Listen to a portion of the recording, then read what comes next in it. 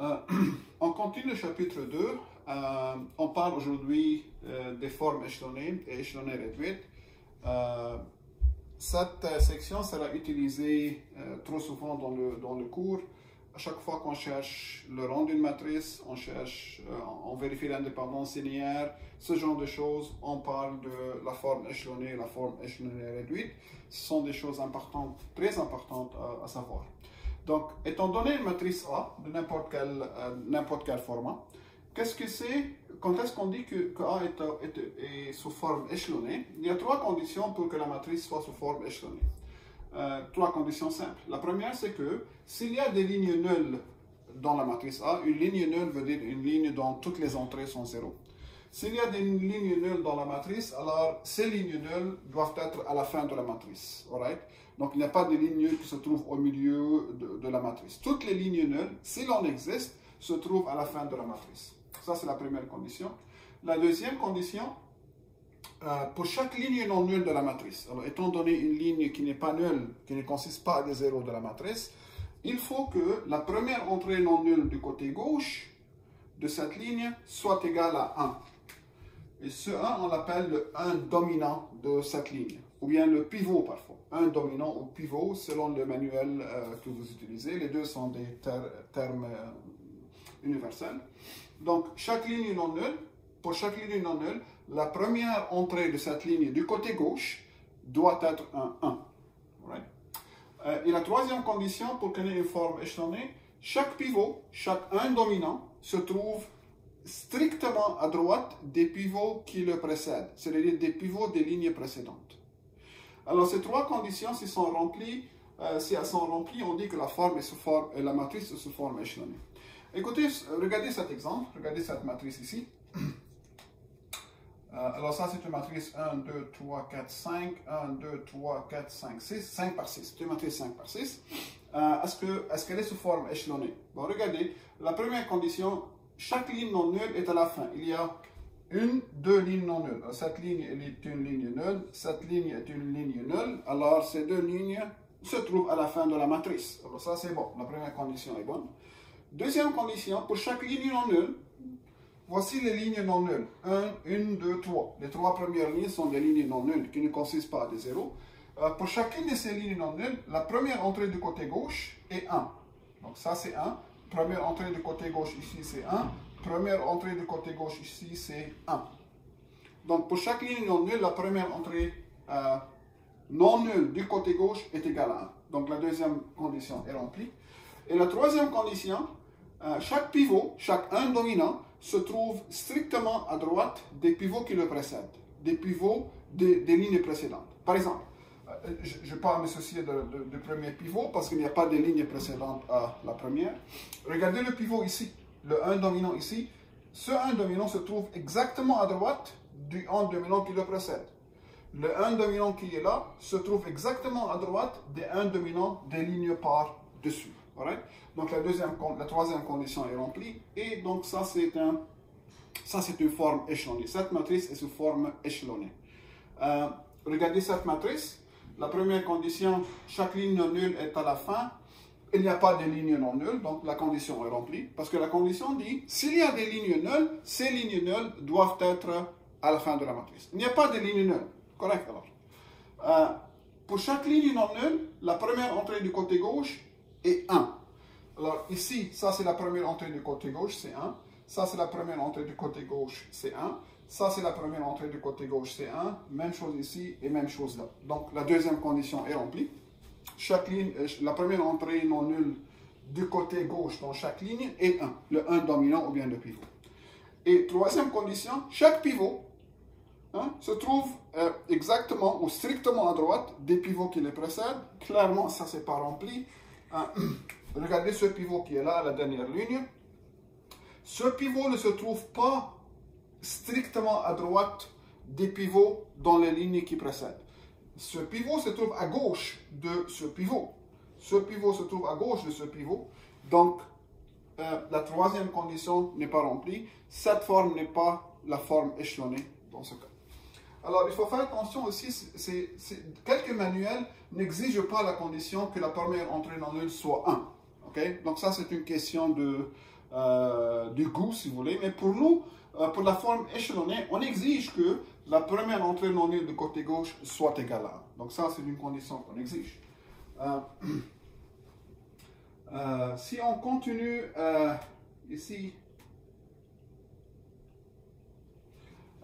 une chose qu'il faut remarquer, si on a la forme échelonnée,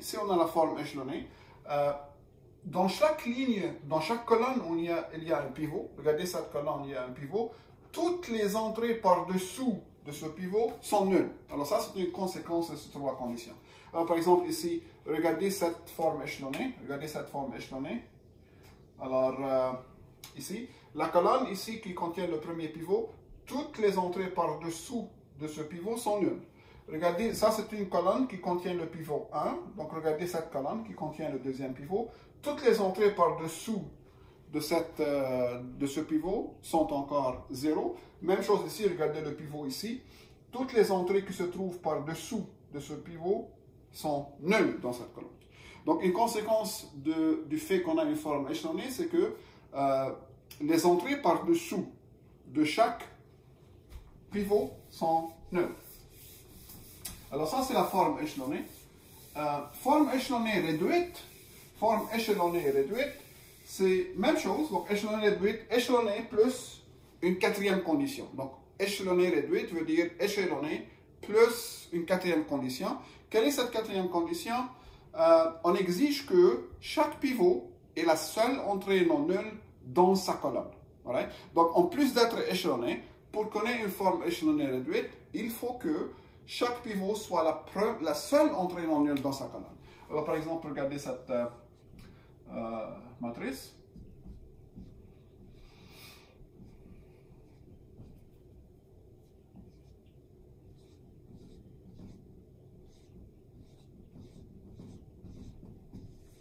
Est-ce que cette matrice est sous la forme échelonnée? Première condition, toutes les lignes non nulles se trouvent à la fin. Oui, il y a deux lignes non nulles et elles sont à la fin de la matrice. Deuxième condition, est-ce que la première entrée non nulle du côté gauche dans chaque ligne non nulle est 1? Oui, ça c'est une ligne non nulle et la première entrée non nulle du côté gauche c'est 1. Ça c'est une ligne non nulle, la première entrée du côté gauche c'est 1. Donc la deuxième condition est satisfaite. Et la troisième condition, chaque pivot, un dominant, chaque pivot se trouve exactement à droite des pivots qui le précèdent. Il y a deux pivots ici. On ne se fout pas du premier pivot parce qu'il n'y a pas de ligne qui le précède. Ce pivot se trouve exactement à droite du pivot précédent. Oui, ça c'est vrai. Donc ça c'est une forme échelonnée. Dans ce cas, les trois conditions sont remplies. Est-ce qu'elle est échelonnée réduite? La réponse est oui, parce que la quatrième condition c'est que chaque pivot est la seule entrée non nulle dans sa colonne.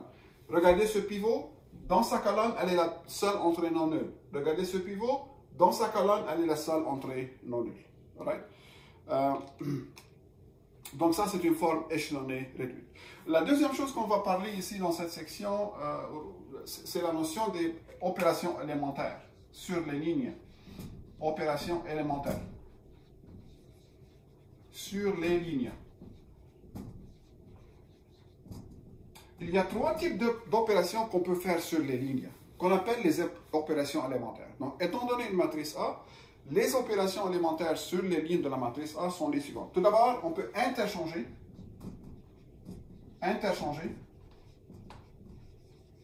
deux lignes. Que veut dire ça? C'est-à-dire, regardez cet exemple. 1, 2, moins 1, 3, 0, 1, 3, 2, 1, 1, 2, 1. Ça, c'est une matrice 3 par 4. Interchanger de lignes, c'est-à-dire changer la position de ces lignes. Par exemple, ici, j'interchange ligne 1 et ligne 2. Donc, la ligne 1 devient ligne 2 et vice-versa. Donc, ça, c'est la première ligne. 3, 2. Ça, c'est la deuxième ligne. 1, 2, moins 1, 3. Et on ne change pas la troisième ligne. Donc, ces deux matrices, on dit qu'elles sont équivalentes par les lignes parce qu'elles sont obtenues par cette opération, interchanger deux lignes. Et on écrit ce symbole. Donc, ça, c'est le symbole de équivalent. Équivalent par ligne. Et on écrit l'opération. Donc, ici, ligne 1 est interchangée avec ligne 2. Le passage de là à là, ça se fait par interchanger deux lignes. Donc, je peux interchanger deux lignes. Ça, c'est la première le premier type des opérations élémentaires sur les lignes. La deuxième opération sur les lignes qu'on peut faire, c'est multiplier une ligne par un scalaire. Right? Donc, deuxième opération élémentaire, deuxième opération, multiplication, multiplier une ligne par un scalaire non nul. Il faut faire attention, on ne peut pas multiplier par 0. Ça, c'est la deuxième opération légale qu'on peut faire, la deuxième opération élémentaire sur les lignes qu'on peut faire. Par exemple, étant donné cette matrice,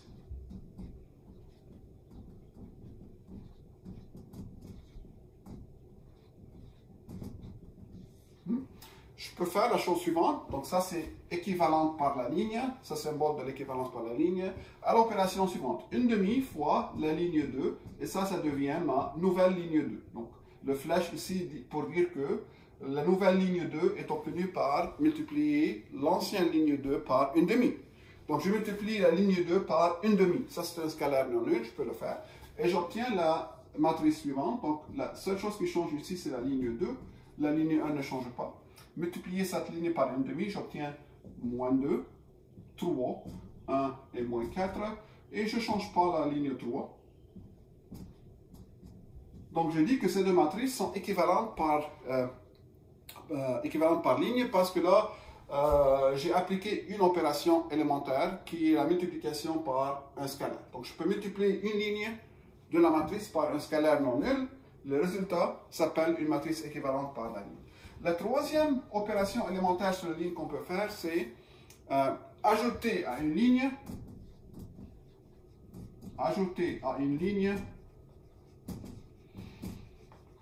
un multiple d'une autre ligne.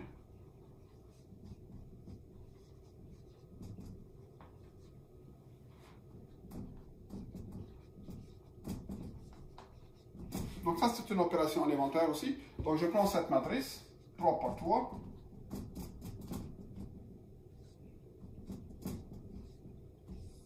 Donc ça, c'est une matrice 3 par 3. Je peux faire l'opération suivante. Donc je peux faire, donc ça c'est équivalent à, disons, moins 2 fois la ligne 1 plus la ligne 2. Regardez, j'ai ajouté à la ligne 2 un multiple de la ligne 1. Ajouté à une ligne un multiple d'une autre ligne. Donc j'ai ajouté à la ligne 2 un multiple de la ligne 1. Donc ça devient ma nouvelle ligne 2. Right? Donc j'ajoute à la ligne 2 un multiple de la ligne 1 et je change ma ligne 2. Que devient la nouvelle matrice? Ce qui change ici, c'est la ligne 2, n'est-ce pas?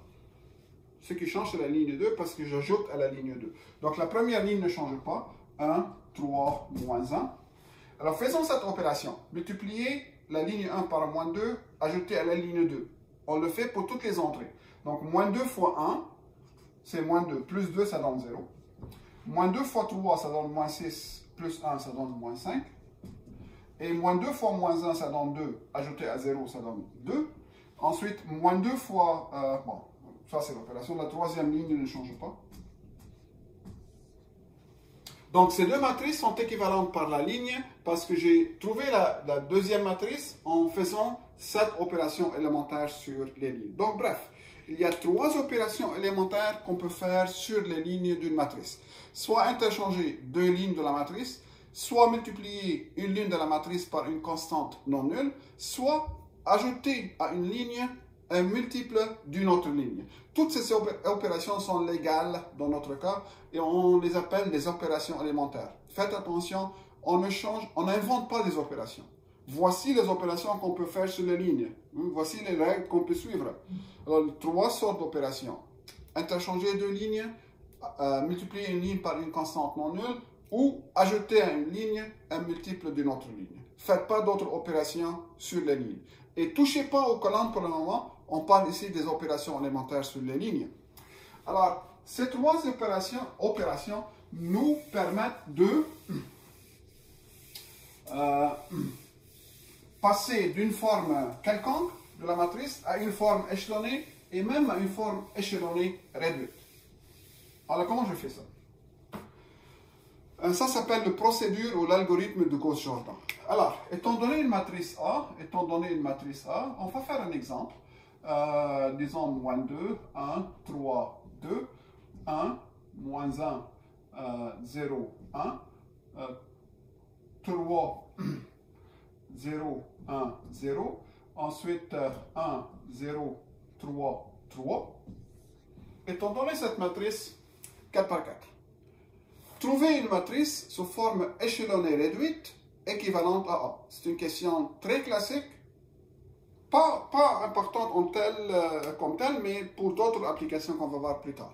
Donc prendre une matrice et la ramener à une forme échelonnée ou bien une forme échelonnée réduite, c'est une chose que vous devez maîtriser très très bien. Et je vous encourage à faire des exercices de pratique pour pouvoir le faire. Comment je fais le passage? En utilisant les trois opérations élémentaires sur les lignes. Right? Donc on va passer de cette forme qui n'est ni échelonnée réduite, clairement, les conditions ne sont pas remplies, à une matrice équivalente qui est sur la forme échelonnée réduite. Alors, la première chose à faire, c'est d'essayer de créer le premier pivot. Rappelez-vous qu'un pivot, c'est le 1, la première entrée non nulle de ligne non nulle, la première entrée non nulle du côté gauche. Alors, on veut un 1 ici. Comment faire ça? Il y a deux façons de le faire. Soit qu'on peut multiplier toute cette ligne par moins 2, moins 1,5 je veux dire. Si vous multipliez cette ligne par moins 1,5, vous retrouvez le 1 ici. Et multiplier par moins 1,5, c'est une opération élémentaire, c'est légal. Ou qu'on peut interchanger. Regardez, il y a 1 ici. Je peux interchanger ligne 1, ligne 2. Donc faites la chose la plus économique. C'est-à-dire, oui, vous pouvez multiplier toute cette première ligne par moins 1,5, c'est légal, mais vous allez trouver des fractions ici. Donc, malgré que c'est légal, mais évitez de faire ça s'il y a un moyen plus facile d'avoir le premier pivot. Donc ici, le premier pivot peut être obtenu facilement en interchangeant ligne 1 et ligne 2. Donc ligne 1 et ligne 2 sont interchangées. Le but de cette opération, c'est de ramener le 1 ici à la première position pour avoir le premier pivot. Donc j'obtiens 1, moins 1, 0, 1. Donc la première ligne devient ça. Ensuite, moins 2, 1, 3 et 2. Et les autres lignes ne changent pas. Donc 3, 0, 1, 0, 1, 0, 3 et 3. Donc le passage de là à là, ça se fait par l'opération élémentaire d'interchanger les deux premières lignes. Ça, c'est légal. Maintenant, l'avantage, c'est que j'ai le premier pivot. Voici mon premier pivot, mon premier 1 dominant. Right?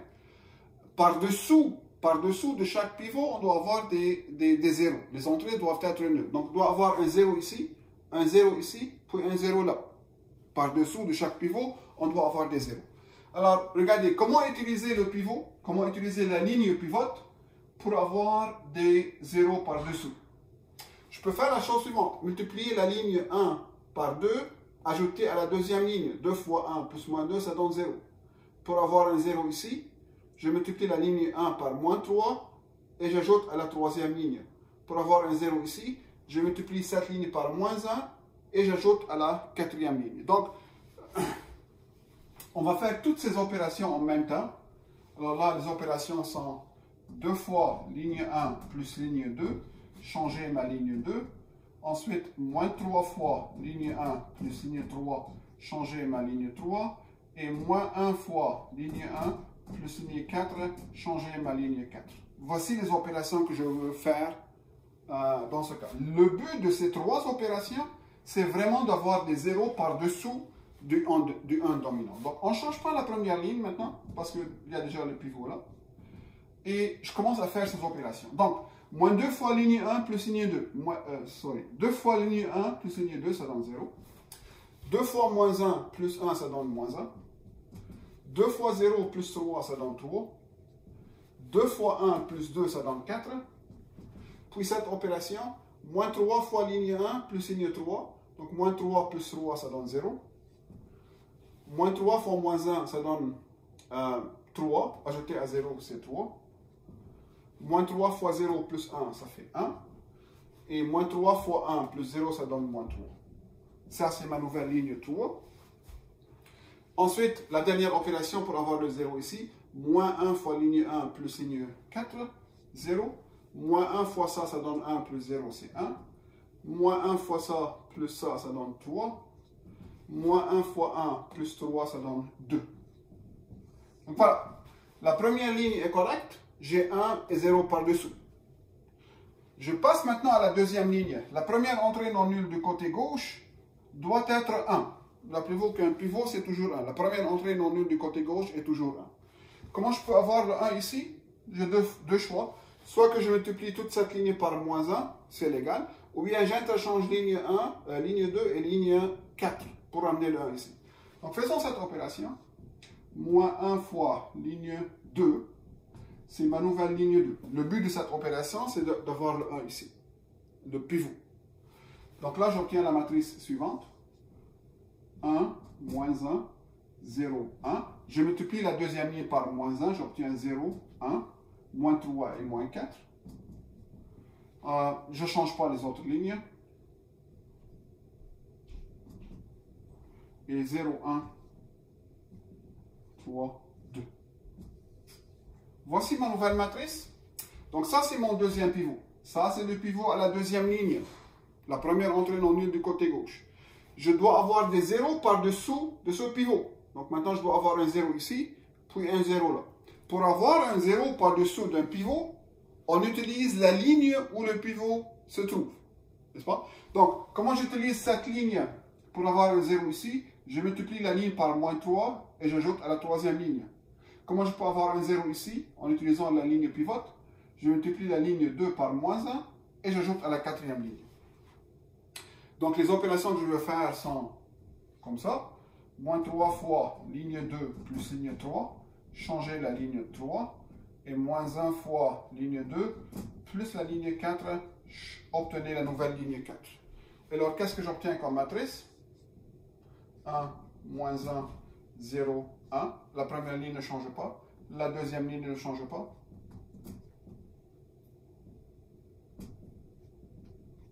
Lorsque je dis multiplier la ligne 2 par moins 3 et ajouter à la troisième ligne, la multiplication ici, ça se fait dans la tête, ça ne se fait pas sur le papier, n'est-ce pas? Alors, faisons cette opération. Moins 3 fois cette ligne plus cette ligne, n'est-ce pas? Moins 3 fois 0 plus 0, ça donne toujours 0. Moins 3 fois 1 plus 3, c'est 0. C'est ça le but de cette opération, pour obtenir le 0. Moins 3 fois ça, c'est 9. Ajouté à 1, ça donne 10. Moins 3 fois moins 4, ça donne 12. 12 moins 3, ça fait 9. Hein? Ensuite, obtenir un 0 ici, multiplié par moins 1 et ajouter. Moins 1 fois ça plus ça, ça donne 6. Moins 1 fois moins 4, ça donne moins 1. Plus, ça donne 4 plus 2, ça fait 6. Alright? Donc, j'ai terminé la deuxième ligne. J'ai 1 puis 0 par-dessous. Je passe à la troisième ligne. Je veux que la première entrée non nulle du côté gauche soit 1. Je veux que lui soit 1. N'est-ce pas? Je peux diviser toute la ligne par 10 pour obtenir le 1. Ça, c'est correct, mais je vais avoir des fractions. Mais regardez cette ligne. 0, 0, 6, 6. Donc, je peux diviser cette ligne par 6. Diviser veut dire multiplier par 1 sixième. Si je multiplie par 1 sixième, je vais avoir le 1 ici. Et je peux ensuite interchanger ligne 3 et ligne 4. Donc ça, c'est plus facile. Évitez d'avoir des fractions tant que possible. Parfois, on n'a pas le choix. Mais tant que possible, évitez d'utiliser des fractions. Donc ici, c'est 1 sixième fois ligne 4. Changer la ligne 4. Et on obtient la forme suivante. Donc ici, on obtient 1, moins 1, 0, 1. Puis 0, 1, moins 3, moins 4. 0, 0, 10, puis 9. Et en multipliant la quatrième ligne par 1 sixième, j'obtiens 0, 0, 1 et 1. Maintenant, j'interchange ligne 3 et ligne 4 pour faire monter le 1 ici. Et j'obtiens cette ligne.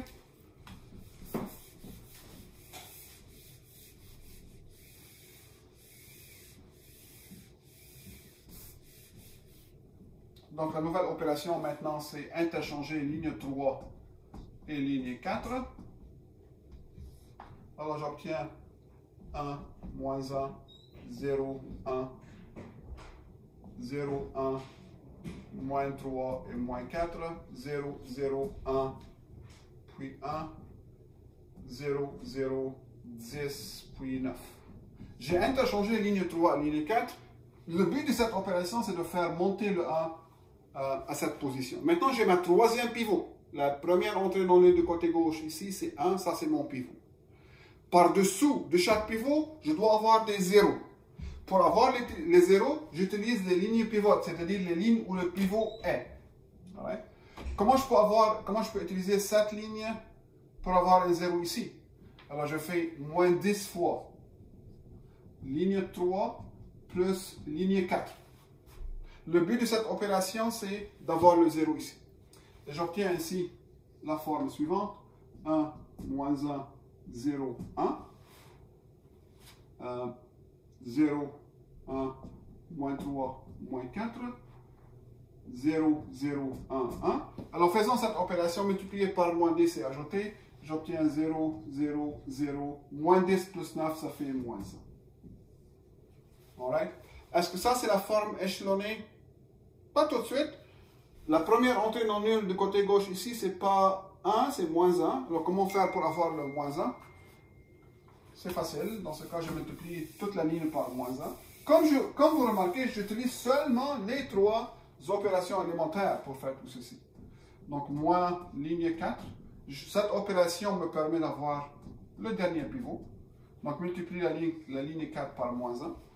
Et j'obtiens 1, moins 1, 0, 1. Puis 0, 1, moins 3, moins 4. 0, 0, 1, 1. 0, 0, 0 et 1. Voici alors mes 4 pivots. D'accord? Ça, c'est la forme échelonnée. Ça, c'est la forme échelonnée. Regardez, dans la forme échelonnée, j'ai 4 pivots. On dit que la matrice originale que je commençais avec est du rang 4. Donc, le rang d'une matrice, c'est le nombre des pivots, le nombre de 1 dominant dans une forme échelonnée. Right? Il n'y a pas une forme échelonnée unique, il y a plusieurs formes échelonnées, parce que je peux continuer à réduire un peu. Maintenant, pour passer de la forme échelonnée à la forme échelonnée réduite, qu'est-ce qu'il faut faire? Ça, ce n'est pas la forme échelonnée réduite. Pourquoi? Parce que pour une forme échelonnée réduite, chaque pivot doit être la seule entrée non nulle dans sa colonne. Regardez ce pivot, ce n'est pas la seule entrée non nulle dans sa colonne, ni lui, ni lui. Alors, pour passer de la forme échelonnée à la forme échelonnée réduite, on fait la même démarche mais à l'envers. C'est-à-dire, on commence maintenant par le dernier pivot, le pivot le plus à droite. On va faire des zéros par-dessus, en haut de ce pivot, pas par-dessous. Donc, commencer par le pivot le plus à droite et faire des zéros par-dessus, tout en utilisant les opérations élémentaires. Comment je peux utiliser les opérations élémentaires pour faire un 0 à cette position? N'oubliez pas que j'utilise la ligne pivote toujours. La ligne pivote ici, c'est la ligne 4. Parce que le pivot est lui. Je parle de ce pivot. Je veux faire un 0 par-dessus de ce pivot. Donc, j'utilise cette ligne pour faire cette opération.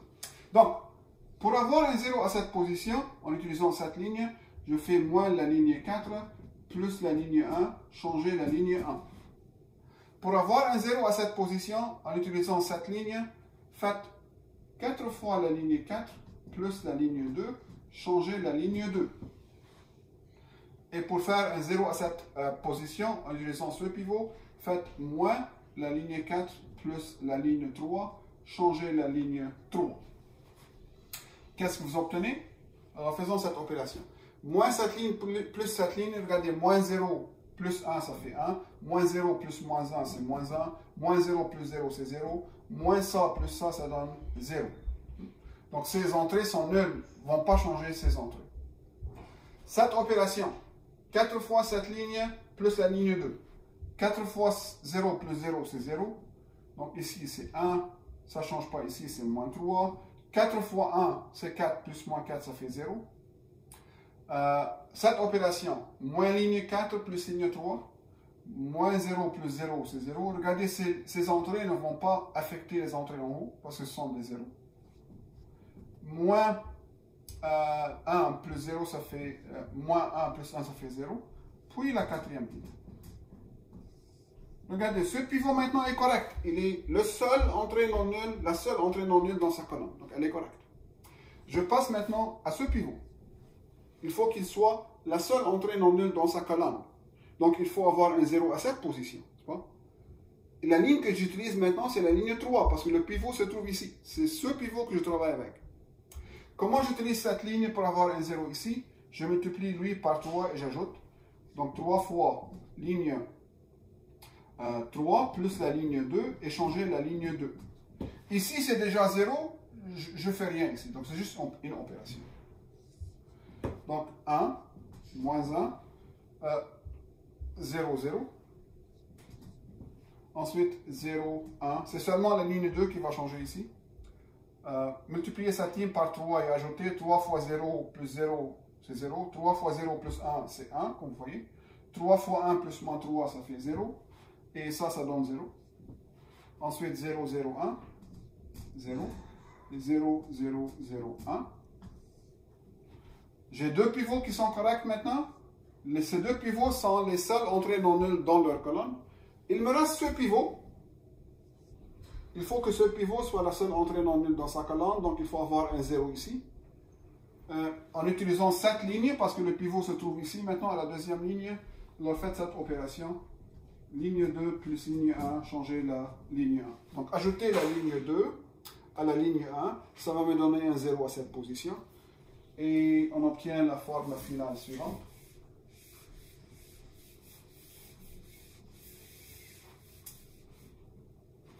Donc, ajouter la ligne 2 à la ligne 1 en changeant la ligne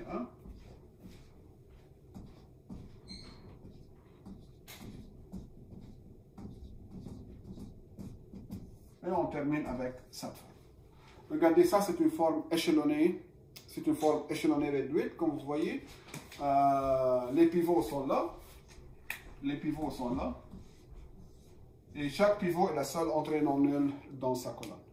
Donc, le passage d'une forme régulière à la forme échelonnée, ça se fait par les opérations élémentaires sur les lignes. Ensuite,